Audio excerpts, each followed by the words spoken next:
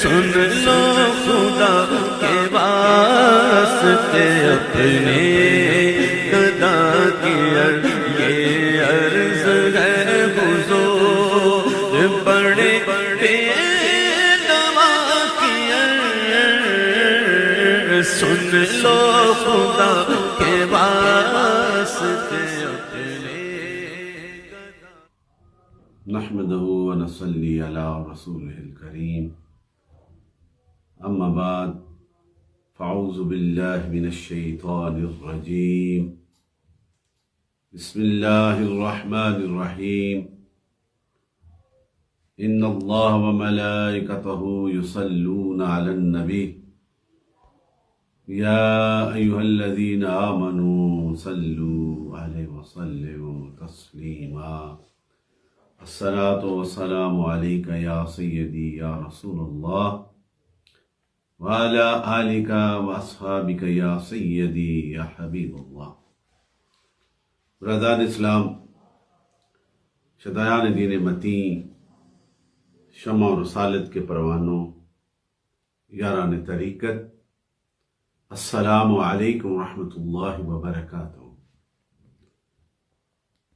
الحمدللہ، اللہ تعالیٰ کا خاص کرم، نبی رحمت، نور مجسم، سید المرسلین، خاتم النبیین کی خاص نظر عنایت اور حضور کے دامن رحمت سے وابستہ، جن کی ہر سوچ میں، جن کی ہر خلوت اور جلوت میں حضور آقا مدنی تاجدار نور مجسم صلی اللہ علیہ وسلم کی سچی وفا، محبت، ان کی خاص برکت اور رحمت سے آج اتوار کے دن پھر یاران طریقت کی اس خوبصورت مجلس میں حاضر ہوں، اور پوری دنیا میں بیٹھے محبان طریقت جو میرے اس پروگرام میں شامل، میں ان کو سلام محبت پیش کرتا ہوں. میرے دوستو، یہ مختصر سا ٹائم، جو وقت جس میں بیٹھ کر مختلف عنوانات اور موضوع اور ٹاپکس پہ بات ہوتی ہے، لیکن وہ تشنگی ہمیشہ باقی رہتی ہے.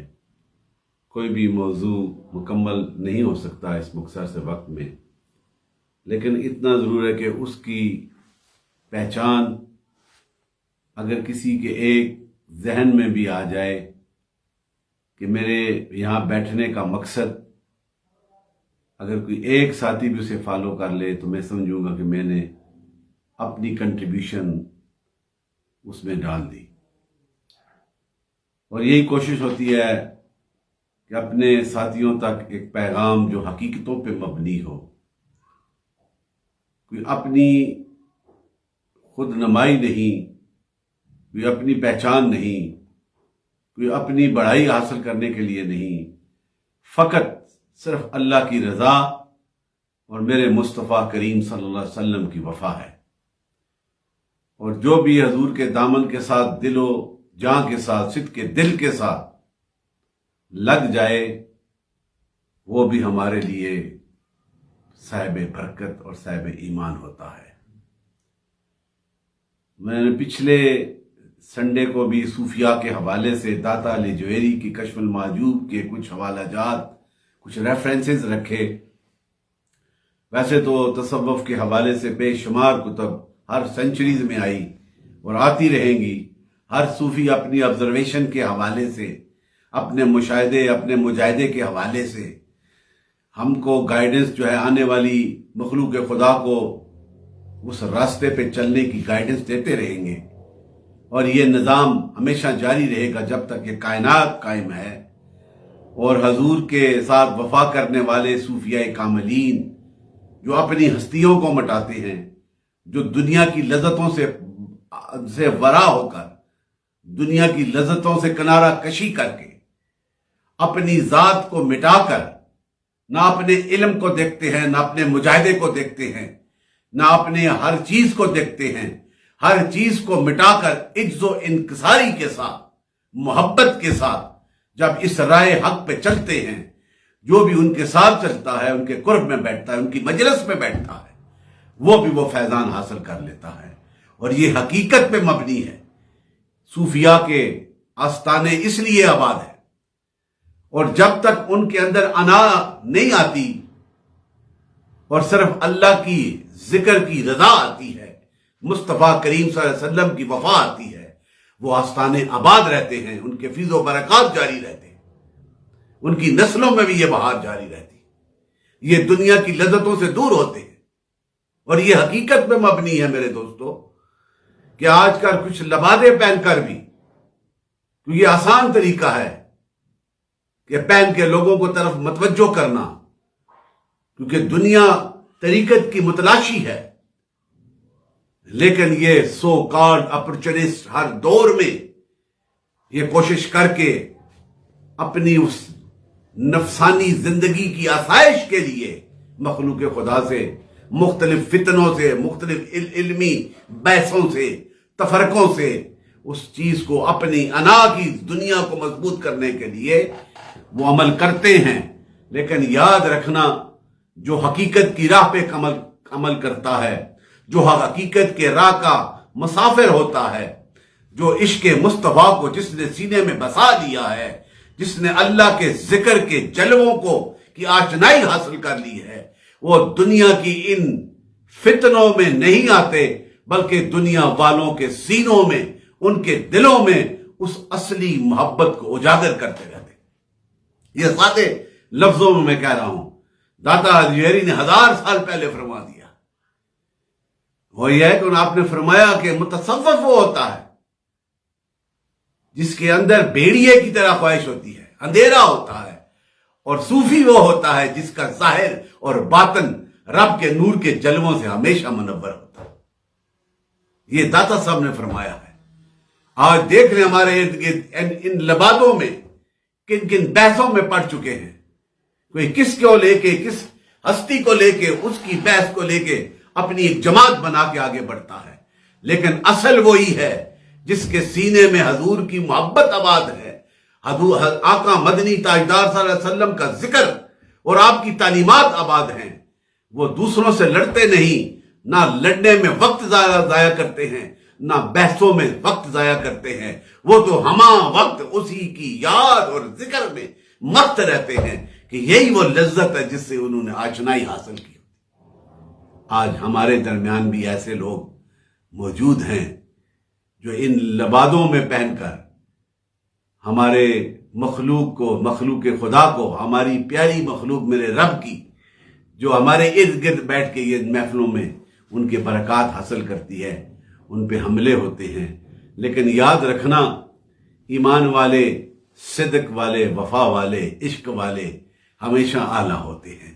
انہیں دنیا کے کسی لذت کی یا کسی دبدبے کی، کسی پروٹوکول کی ضرورت نہیں ہوتی۔ اور یہ داتا الحجویری فرما رہے ہیں، صوفیاء اکرام کے حوالے سے بزرگان دین، دا پائس personalities, highly purified personalities who sacrificed, who devoted their lives to attain the zikr of Allah, love of Allah, remembrance of Allah, and the love of the Sayyidina Muhammad sallallahu alaihi wasallam. Once they attain that qualities, that highest degree, so they don't feel to expect anything more. یہی تو انعام ہے۔ پھر وہ دنیا پہ تکیہ نہیں کرتے، وہ کسی کے جلال پہ آ کے اس پہ ایکسپیکٹیشن نہیں کرتے۔ صوفی کا تو کمال ہی یہی ہے۔ اور اسی کے حوالے سے داتا صاحب نے جو پچھلے ہفتے کے سنڈے کو جو میں نے بات کی، شاید اس کی ریکارڈنگ بھی صحیح نہیں ہو سکی، لیکن میں اسی کو لے کے چلتا ہوں آگے، کہ داتا صاحب فرماتے ہیں کہ صوفیاء کے اکثر لباس کے حوالے سے بھی آپ نے تذکرہ فرمایا ہے کشف المعجوب میں، کہ صوفی کا لباس کس طرح ہوتا تھا۔ میں اس دور کے جو داتا صاحب نے آبزرویشنز کی ہیں، اس دور کے صوفی کا تذکرہ کر رہا ہوں، اور اس کو انالائز کر رہا ہوں کہ آج کے دور کا صوفی بھی اگر اس کی بنیاد وہی ہے جو داتا صاحب نے بتائی ہے، تو پھر اس کا بیٹھنا، اس کا چلنا، اس کا بولنا، اس کی خلوت اور جلوت جو ہے آنے والے کے لیے ایک انعام کا راستہ ہوتی ہے۔ اور آپ فرماتے ہیں کہ اکثر صوفیاء اس دور کے جو داتا صاحب کی پشم اور اون کا یہ مکس، ایک جسے پشمینہ کہتے ہیں، اس لباس کو ترجیح دیتے تھے، گودری کی شکل ہو یا کوئی بھی ہو، اور اسے اپنی زندگی کا شعار بناتے تھے، وہ پہنتے تھے۔ اس لیے کہ حضور آقا مدنی تاجدار نور مجسم صلی اللہ علیہ وسلم کا ارشاد گرامی آپ فرماتے ہیں کہ پشمینہ جو ہے لباس کو ہے اسے اختیار کرو، پشمینے والی لباس کو اختیار کرو، کیونکہ اس سے اپنے دلوں میں ایمان کی شیرینی پاؤ گے۔ یہ حضور کی نور والی نظر اور دیکھنے والی، اس لیے غلاموں کو کہا کہ اس سادگی کو اپناؤ، اس میں جو ہے تمہارے نفس کی اصلاح ہوگی۔ اور پھر ایک صحابی نے رسول آقا مدنی تاجدار صلی اللہ علیہ وسلم کے پاس آئے تو حضور نے ارشاد کی فرمایا کہ پشمینے کا لباس زیب تن فرماتے، اور وہ جو صحابی جو حضور کے پاس آئے وہ پشمینے کا لباس زیب تن فرماتے اور گدے پہ سواری فرماتے۔ اور جب رسول صلی اللہ علیہ وسلم نے حضرت عائشہ سے فرمایا کہ کپڑے کو ضائع نہ کرو جب تک پیوند لگنے کی گنجائش ہو، اس وقت تک اسے پہنے رکھو۔ یہ ایک سادگی اور محبت کی تربیت ہے جو حضور کی پاک زندگی میں ہے، اور وہی صوفیاء نے اپنائی ہے، اور یہی وہ تصوف اور صوفیاء کا سلسلہ بھی وہی جو حضور صلی اللہ علیہ وسلم نے اپنی پاکیزہ زندگی میں اپنے صحابہ کے سینوں میں اتارا ہے۔ اور ہر صحابی کا جو وہ کامل صوفی بھی تھا، اس لیے کہ ان کی زندگی میں سادگی، عجز و انکساری، شکر اور عجز تھا، وہی وہ زندگی کے نمونے تھے۔ اور اسی کے حوالے سے سیدنا عمر فاروق جیسے جلیل القدر صحابی رسول آپ فرماتے ہیں، آپ سے بھی یہ مروی ہے، دادا صاحب نے لکھا ہے کہ آپ کے لباس ایک گودڑی ایسی، ایک گودڑی کی طرح تھا جس میں 30 پیوند لگے ہوئے تھے جو آپ زیب تن کرتے۔ اب سوچ لیں 26 لاکھ مربع میل کا حاکم سونے کے محلات میں بھی رہنا چاہتا تو رہتا، مدینے میں اپنے محل بناتا اور آگے پیچھے اپنے گارڈز رکھتا اور اعلیٰ اعلیٰ لباس پہنتا، تو وہ کر سکتے تھے۔ لیکن میں قربان جاؤں اس نبی رحمت کے سچے غلام کی اس اداؤں پہ، وہی ادائے جو داتا صاحب نے منشن کی، یہ صوفیاء ان لباسوں کو ترجیح دیتے تھے کہ آپ کے لباس میں، کپڑوں میں پیوند لگے ہوتے تھے اور سینہ ذکر مصطفیٰ اور ذکر خدا سے منور ہوتا تھا۔ یہ ان کے لیے کمال تھا۔ اور سیدنا حضرت امیر المومنین حضرت علی شیر خدا رضی اللہ تعالیٰ عنہ سے بھی یہ رہے کہ آپ کے لباس میں جو آپ کے پاس ایک ایسا پیرن تھا، ایک لباس تھا جس کی آستینیں انگلیوں تک لمبی آگے تک پھیلی ہوتی تھی، اور اگر کسی پیرن کی آستینیں انگلیوں سے بڑھ جاتی تو زائد حصے کو تراش لیتے اور پھر اس طرح بنا لیتے، اور یہی وہ ایک فکر کی نشانی تھی۔ اسی طرح سیدنا حضرت امام حسن بصری رحمت اللہ تعالی علیہ فرماتے ہیں کہ میں نے 7 بدری صحابیوں کو دیکھا۔ اب یہ روایت داتا صاحب لکھ رہے ہیں اپنی کتاب میں، اور سیدنا امام حسن بصری آپ فرماتے ہیں کہ میں نے 7 ایسے بدری صحابیوں کو جو بدر میں یہ افضلیت کے مقام والے صحابی، ان کو دیکھا کہ پشمینے کا لباس پہنتے تھے۔ یہ ایک صوفی کی نشانی ہے، وہ پیوریفائی ہوتے ہیں، ان کا سینہ پاک ہوتا ہے، وہ دنیا کے جاؤ جلال سے مرعوب نہیں ہوتے، وہ اللہ کے ذکر میں مست رہتے ہیں۔ اس ذکر کے صدقے سے اللہ تعالیٰ ان کے سینوں کو پاک کر دیتا ہے۔ وہ دنیا کے لیے نہیں کہ لباس اعلیٰ پہنا ہو، جبہ اور دستار پہنی ہو، گاڑیوں کے لشکر ہوں تو پھر کوئی سمجھے کہ یہ صوفی یہ کامل ہے۔ یہ نہیں، داتا صاحب فرماتے ہیں کہ حضور کے صحابہ بھی جو ہیں وہ پشمینے کا لباس پہنا کرتے تھے۔ اسی طرح حضرت حسن بصری، حضرت مالک بن دینار، حضرت سفیان سوری، یہ سب گودری زیب تن کیا کرتے تھے۔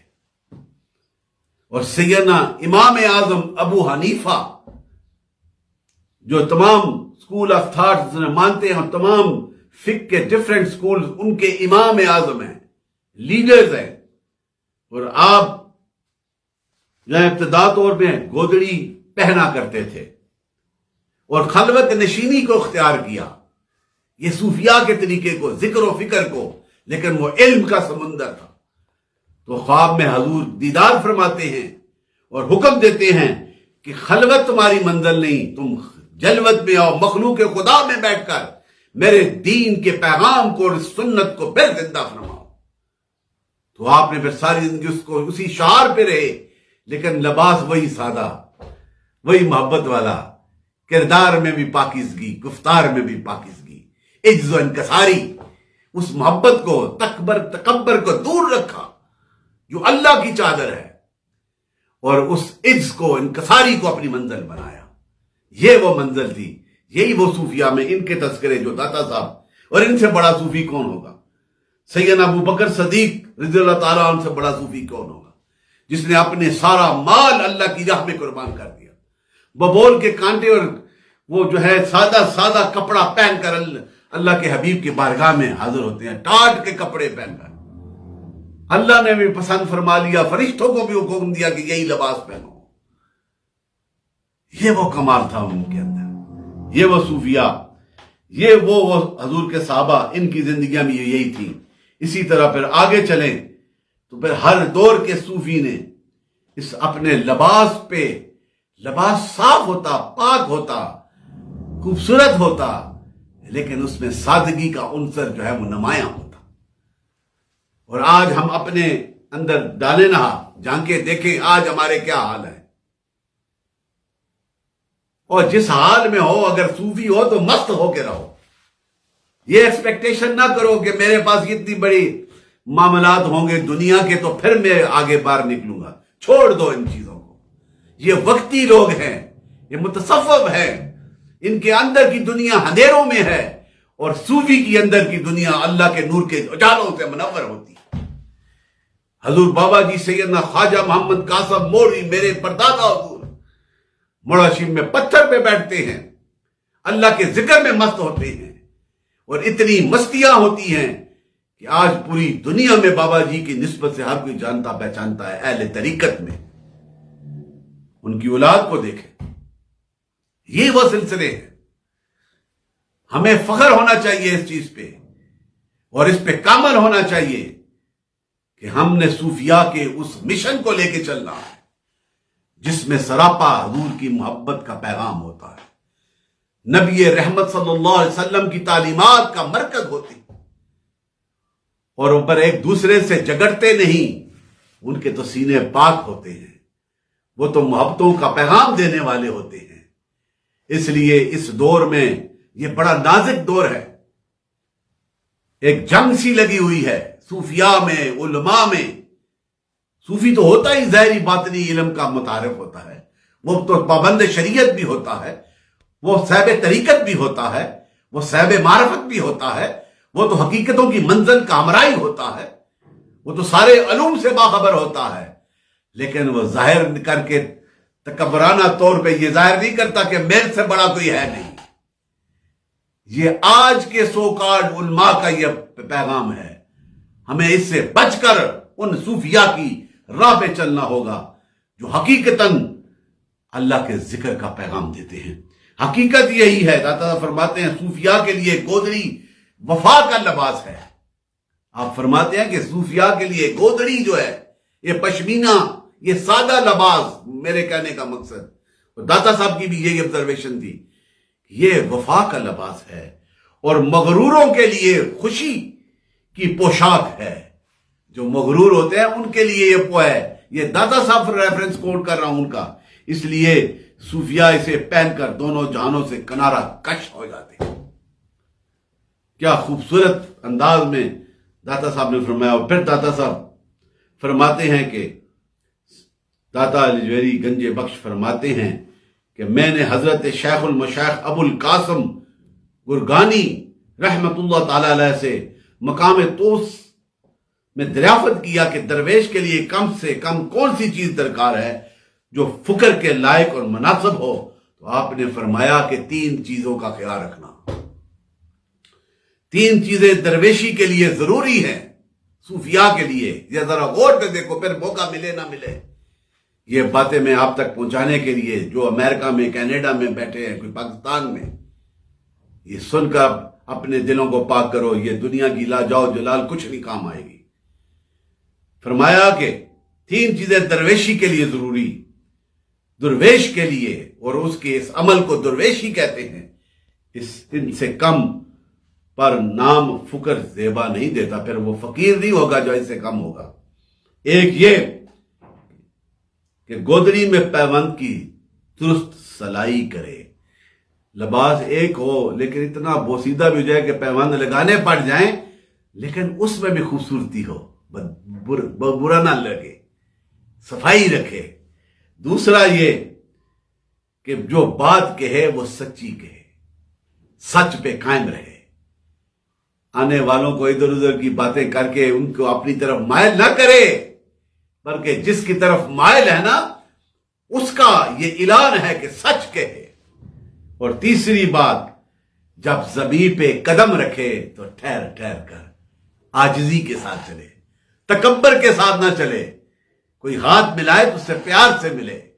یہ نشانی بتائی ہے صوفی کی، اور فقر کی نشانی داتا صاحب نے فرمائی ہے. میرے دوستو، اس مختصر سے وقت میں بہت سے اور حوالے ہیں، لیکن آج اس لباس کے حوالے سے یہ میں نے تذکرہ کیا ہے. اور انشاءاللہ اگلے 3 دنوں کے بعد عید قربان ہے، عید الاضحیٰ، بڑی عید. وہ بھی ایک نشانی ہے. اسلام قربانی کا ہی نام ہے. سب مشنز، اپنی ہر چیز کو اللہ کی بارگاہ میں قربان کر دیتے. اسلام کی ابتدا بھی قربانی ہے، انتہا بھی قربانی ہے.